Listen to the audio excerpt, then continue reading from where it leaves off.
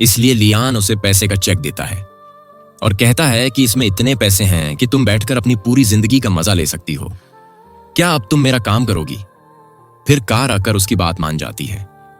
अगले दिन जब लिली और चांग जून आते हैं, यान चांग जून से कहता है, ली की आंटी ने मुझे बताया कि तुम लिली के साथ क्या प्लान कर रहे हो, लेकिन मुझे उस पर भरोसा नहीं है। आखिर तुम मेरी मंगेतर हो और लिली मेरी सबसे अच्छी दोस्त है। फिर लिली अपनी आंटी को थप्पड़ मारती है। फिर केयर टेकर भी उसे थप्पड़ मारता है। इसके बाद लियान लिली से कहता है, इस महिला ने मुझसे पैसे लिए और तुम दोनों के बारे में बहुत सारी गलत बातें कही, लेकिन मुझे तुम दोनों पर पूरा भरोसा है। मैं किसी और की बात सुनकर अपने रिश्ते को खराब नहीं करूंगा। फिर लिली कहती है, मुझे माफ करना, मैंने तुम्हारे लिए गलत केयर टेकर चुना।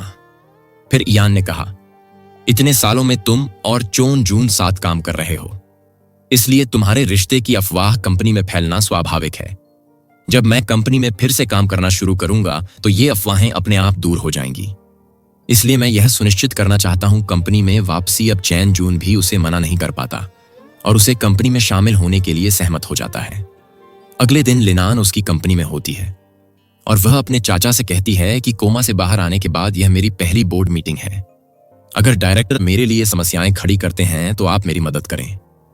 चाचा कहते हैं, बेशक तुम्हारे पिताजी ने पहले मेरा ख्याल रखा था, इसलिए अब मुझे तुम्हारा भी ख्याल रखना होगा। लेकिन जब मीटिंग शुरू होती है तो यान को पता चलता है कि हाल ही में शुरू होने वाला नया प्रोजेक्ट बहुत सारी समस्याओं का सामना कर रहा है और विरोधी पक्ष नए अध्यक्ष के साथ काम नहीं करना चाहता है। वे चैन जून को फिर से अपना अध्यक्ष बनाने की मांग कर रहे थे। लिनान को लगता है कि अब मुझे समझ में आया कि चोन जून ने इतनी आसानी से निर्णय लेने की शक्ति मुझे क्यों सौंप दी।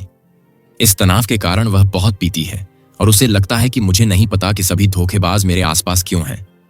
पहले पिताजी ने धोखा दिया और अब मैं किसी पर भरोसा नहीं करता।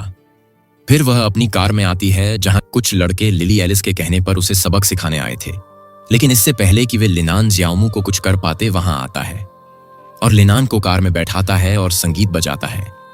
फिर वह उन लड़कों से पूछता है कि क्या तुम लोग जीने से थक गए हो। फिर वह उन्हें पैसे देता है।